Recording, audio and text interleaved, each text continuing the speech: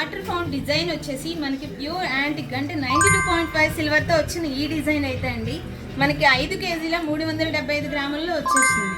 And అంతేకాదండి లోపల పరమశివుడికి జలాభిషేకం జరుగుతుంది. ఇక్కడ ఇదైతే చక్కగా మనకి ఇలా చెంబొచ్చి లోపల వాటర్ చూసారా, వాటర్ ఫౌంటైన్ నుంచి ఎలా వస్తున్నాయో జరుగుతుందండి. ఈ విధంగా మనం ఫ్లవర్స్తో కూడా డెకరేట్ చేసుకోవచ్చు.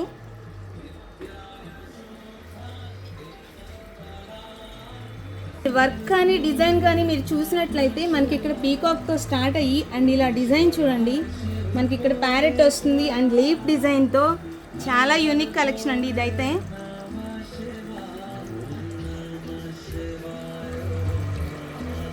వారి విగ్రహాన్ని పెట్టి మనం ఇలా అభిషేకం చేసుకోవచ్చండి.